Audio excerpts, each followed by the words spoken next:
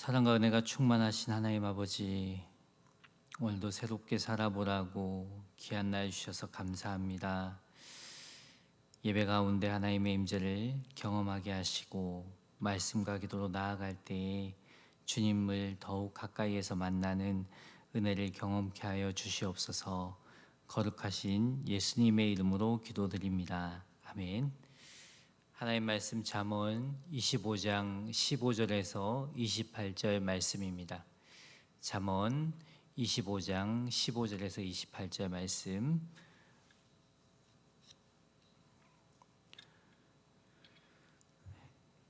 다 같이 한 목소리로 합독하겠습니다. 오래 참으면 관원도 설득할 수 있나니 부드러운 혀는 뼈를 꺾느니라. 너는 꿀을 보거든 조카리만큼 먹으라. 과식함으로 토할까 두려우니라.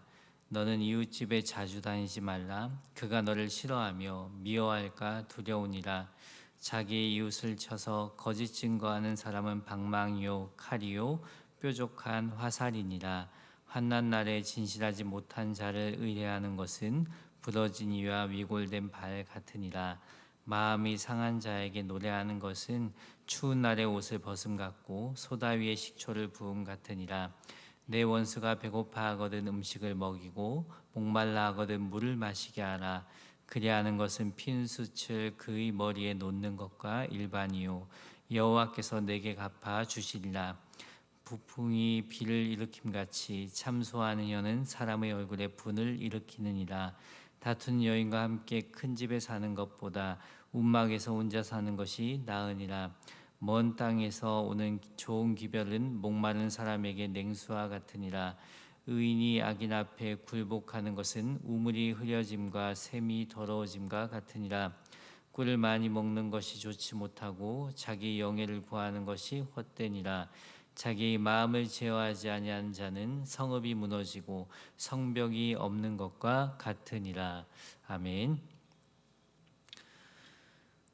오늘 말씀의 핵심 주제를 몇 가지로 나눠보면 자족과 절제, 관계, 사랑입니다. 잠언에서 계속 반복되는 내용이기도 합니다.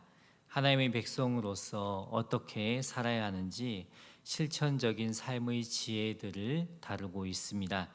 먼저 자족과 절제에 관한 말씀을 살펴보겠습니다. 15절, 오래 참으면 관원도 설득할 수 있나니 부드러운 혀는 뼈를 꺾느니라. 관원은 높은 사람을 말합니다.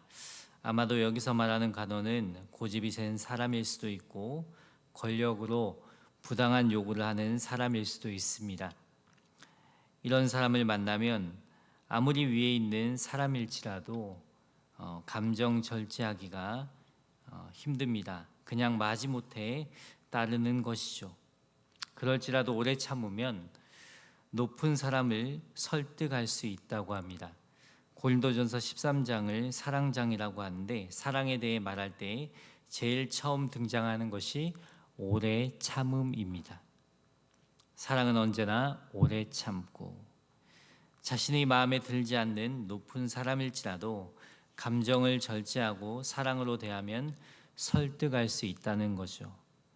부드러운 혀는 뼈를 꺾느니라. 지혜로운 사람은 부드러운 것이 강한 것을 이긴다는 사실을 압니다. 몸에서 부드러운 부위는 혀입니다. 반대로 몸에서 가장 단단한 부위는 뼈입니다. 뼈가 있기 때문에 몸이 지탱하는 것입니다. 그래서 뼈는 힘의 상징이기도 합니다. 부드러운 혀가 뼈를 꺾는 것이 가능할까요? 불가능해 보입니다. 그런데 부드러운 혀는 뼈를 꺾는다고 말씀하고 있어요.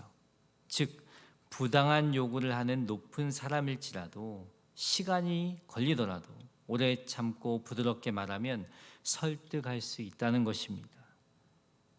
그 사람의 마음을 움직일 수 있다는 말씀입니다. 16절, 너는 꿀을 보거든 조카리만큼 먹으라. 과식함으로 토할까 두려우니라. 그 당시에는 양봉 기술이 부족하여 천연 꿀을 구하기 어려웠다고 해요. 그래서 꿀을 발견하게 되면 귀한 것이기 때문에 그 자리에서 다 먹어버렸다고 합니다. 그런데 아무리 좋은 음식도 많이 먹으면 배탈이 납니다. 저는 좀 매운 음식을 좋아하는 편입니다. 지난 수요일에 저녁을 먹는데 좀 매운 게 땡겨서 청양고추를 좀 여러 개 먹었어요. 속에서는 절제해야 한다는 것을 알면서도 그냥 먹고 싶은 대로 먹었더니 다음 날까지 막 속이 안 좋고 좀 뭔가 더부룩했어요.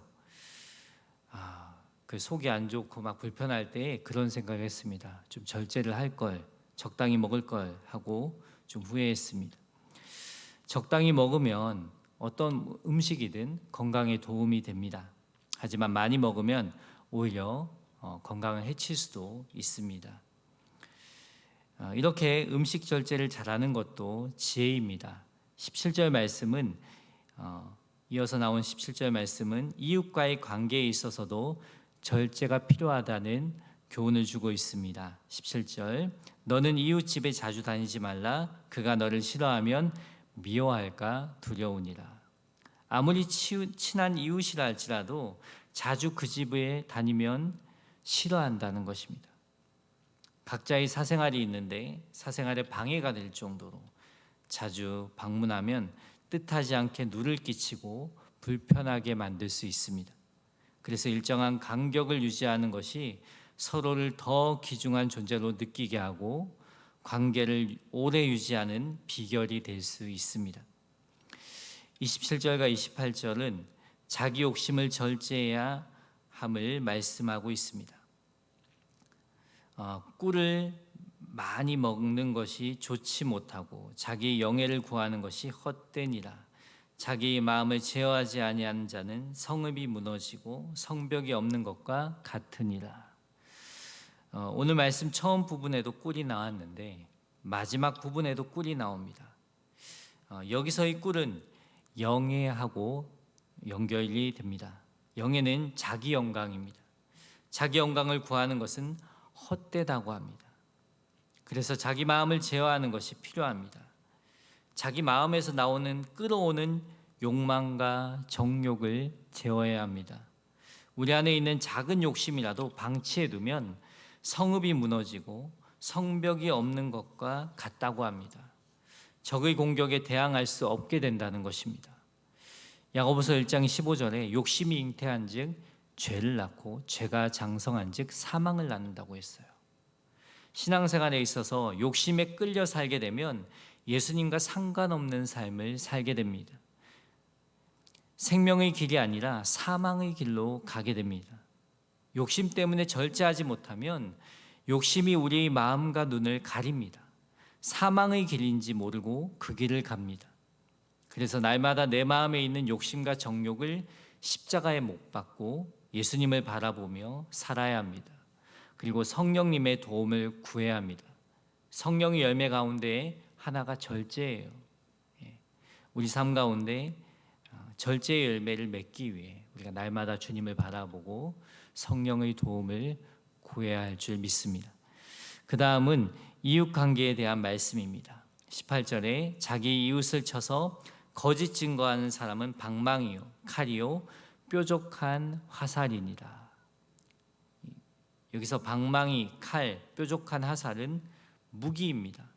사람의 생명을 위협하는 것들입니다. 고대 시대의 증인은 사람을 죽이기도 하고 살리기도 했습니다. 그래서 누군가에 대해 증인으로 선 사람은 진실을 말할 수 있어야 합니다. 그런데 거짓으로 증언하는 사람들로 인해 억울하게 죽는 사람들이 있었습니다. 지금도 정치적으로나 사회적으로 보면 거짓이 판을 칩니다. 무엇이 진실인지 거짓인지 모를 정도로 오늘은 이게 진실인 것 같았는데 내일이 되면 거짓이 밝혀지기도 합니다. 이러한 일을 겪는 당사자에게는 치명적인 것이 됩니다. 그래서 어떤 자리에 있든지 그리스도인은 진실을 말할 수 있어야 합니다. 그저 소문에 의해서 어떤 사람의 문제를 알게 되었다면 당사자에게 듣기 전까지는 침묵해야 합니다. 나의 말로 인해 그 사람에게 더 큰 상처와 아픔을 안겨줄 수 있기 때문입니다. 19절에 환난 날에 진실하지 못한 자를 의뢰하는 것은 부러진 이와 위골된 발 같으니라. 환난 날에 전쟁, 전쟁이나 천재지변, 질병, 동료의 배신 등 고통의 날이 있을 수 있다는 거죠. 그런 날에 우리는 누구를 의지해야 할까요? 그런데 많은 사람들이 진실하지 못한 자를 의지한다는 것입니다. 그냥 눈에 보기에 능력 있고 힘 있는 자를 의지한다는 거죠. 우리 믿는 자들도 고통의 때가 찾아오면 영적인 분별력이 흐려져서 하나님보다 도움이 될 만한 것들을 찾습니다. 그래서 인생의 고통으로 인해 하나님을 저버리는 사람들이 있습니다. 신앙생활을 해도 소용이 없네, 어떻게 나에게 이런 일이 하면서 하나님을 원망하고 다른 것을 붙잡습니다. 그런데 사람을 의지하는 것은 부러진 이와 위골된 발 같다고 합니다. 부러진 이는 썩은 이를 말하고 위골된 발은 뼈가 부러진 발을 말합니다. 이처럼 진실하지 않은 사람을 의지하는 자는 결국 환난 날에 도움을 받지 못하고 오히려 고통을 당한다는 말씀입니다. 우리가 믿고 의지해야 할 대상은 하나님입니다. 우리의 믿음의 대상은 사람이 될 수 없어요. 하나님만이 믿음의 대상입니다. 사람은 우리가 사랑의 대상으로 봐야 합니다. 아무리 괜찮은 사람처럼 보여도 허물과 죄가 다 있습니다.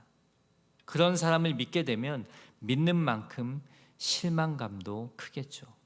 어떻게 저 사람이 나에게, 저 사람을 믿는 게 잘못이지, 이런 날이 온다는 것입니다.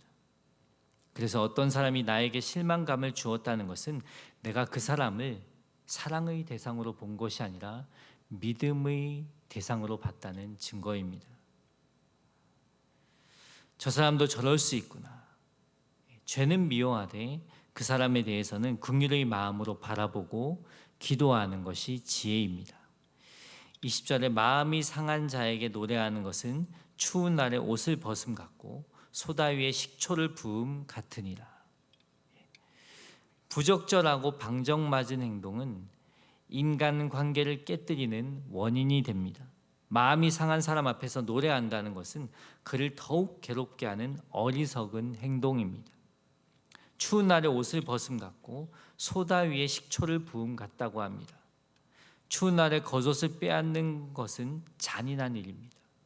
상처 위에 식초를 부으면 상한 자의 마음을 더욱 괴롭게 하는 것입니다.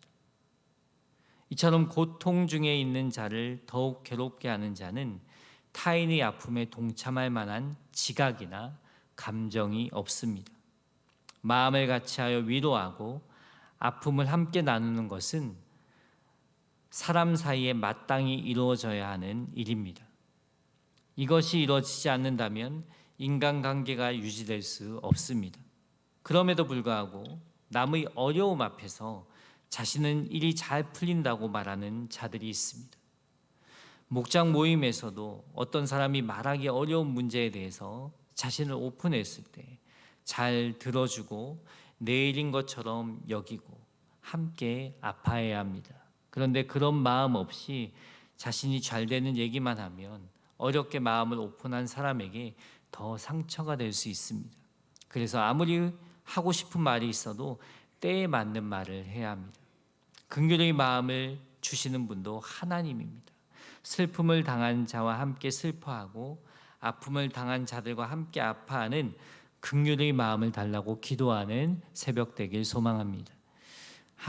하나님께서는 이웃에게만 긍휼의 마음을 품으라고 하는 것이 아니라 원수에게도 긍휼의 마음을 품으라 하십니다.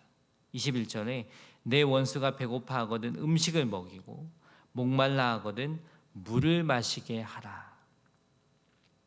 원수같이 여겨지는 사람이 있습니까? 그런 사람을 돕는 일, 또 어렵고 힘들고 안 되는 일일 수도 있습니다. 인간의 본성을 거스르는 일이기 때문입니다. 만일 사랑의 단계가 있다고 한다면 원수에게 사랑을 베푸는 것은 최상의 단계라고 할 수 있습니다. 그런데 그 원수가 배고파하거든 음식을 먹이래요. 목말라 하거든 물을 마시게 하래요. 배고파하고 목말라 한다는 것은 생존의 위협을 느끼는 상황을 말합니다. 원수의 생명을 살리는 것은 적극적으로 선을 행하는 것을 말합니다. 원수 같은 사람일지라도 도움을 요청하면 거절하지 말라는 말씀입니다. 알고 보면 아무리 원수 같은 사람일지라도 그 영혼도 구원받아야 할 영혼입니다. 예수님은 십자가에서 두 강도를 바라보실 때 그냥 바라보지 않으셨습니다. 자신에게 욕하는 그 영혼들도 구원받아야 할 영혼으로 바라보셨습니다. 끝내 오른편 강도는 예수님과 함께 낙원에 들어가게 됩니다. 그래서 나에게 피해를 준 사람일지라도 도움을 줄 만한 기회가 생길 때 외면하지 말고 사랑으로 다가가야 합니다.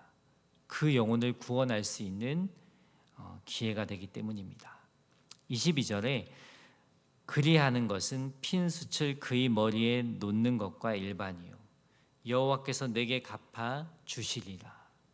실제로 고대 군동 지방 일부에서는 죄인이 뉘우침의 표시로 그의 머리 위에 숯을 담은 그릇을 얹었다고 합니다. 그것이 뉘우침의 표시였대요. 즉 원수가 위기에 처했을 때 도움을 줌으로써 원수가 돌이켜 회개하도록 한다는 의미가 담겨져 있습니다. 원수에게 사랑을 베풀 때 원수까지 변화시킬 수 있다는 것입니다. 저는 이 말씀을 묵상하면서 그 손장원 목사님이 생각났습니다. 평생을 나한 자를 돌보시면서 사랑을 실천한 분이십니다. 그에겐 두 아들이 있습니다.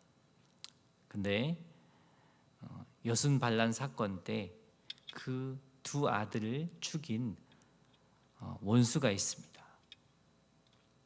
근데 손장원 목사님은 그 원수를 정말 보기도 싫은 그 사람을 자신의 양자로 삼으셨어요. 손장원 목사님의 사랑을 받은 그는 회개하고 손 목사님을 아버지로 따르게 됩니다. 우리도 이와 같은 사랑을 예수님으로부터 받았습니다. 죄로 인해 십자가의 원수같이 행했던 우리지만 예수님의 십자가 사랑 앞에 회개하고 하나님 자녀가 되었습니다. 그 사랑이면 충분합니다. 그 사랑이면 우리도 모든 사람을 품고 사랑할 수 있습니다. 오늘도 우리 안에 예수님의 사랑의 넓이와 깊이가 더해지길 예수님의 이름으로 축원합니다. 23절 24절은 나쁜 언어 습관에 관한 말씀입니다.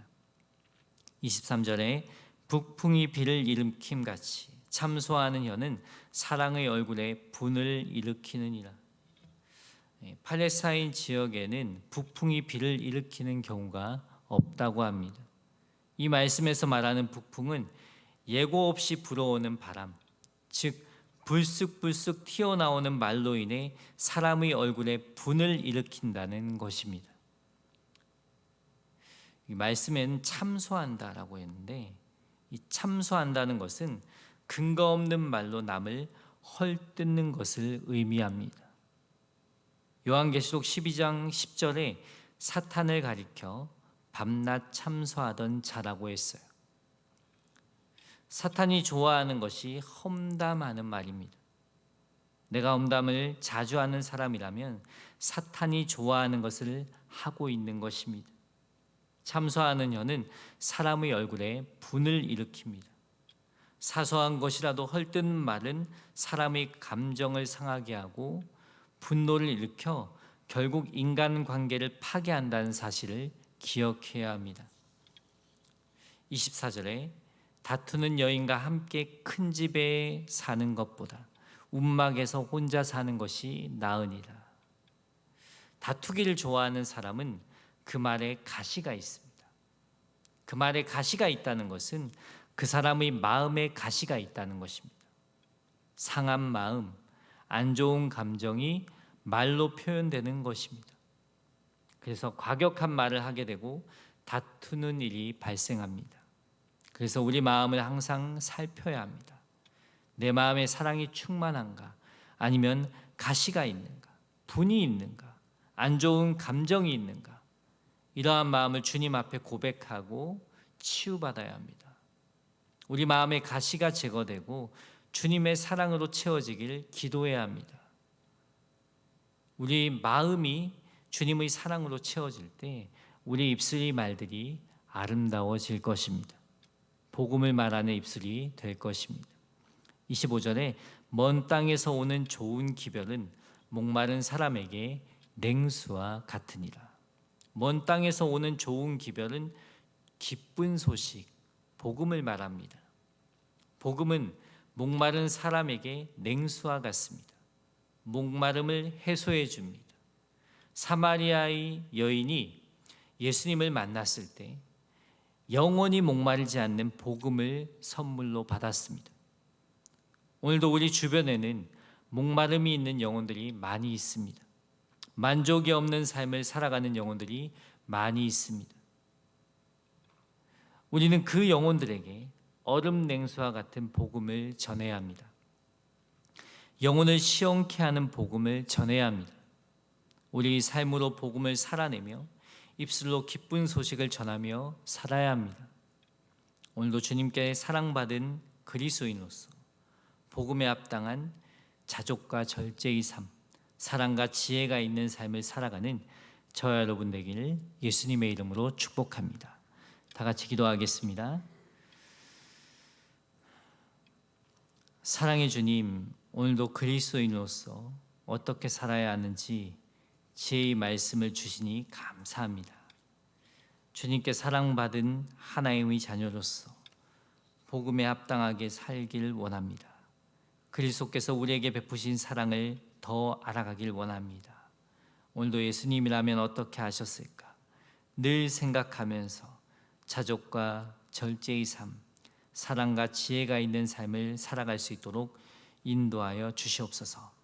귀한 예물 드린 손길이 있습니다. 특별히 아들이 건강을 위해서 기도하는 그 권사님의 간구를 들어주시어서 하나님 오랜 기간 건강으로 인해서 염려하고 또 여러 치료를 받았는데 주님의 피 묻은 손길로 안수하여 주시어서 치유하여 주시고 회복시켜 주시옵소서. 이 새벽 기도하는 성도들이 간구를 들어주시고 오늘도 주님과 동행하는 감격을 누리게 하여 주시옵소서. 거룩하신 예수님의 이름으로 기도드립니다. 아멘.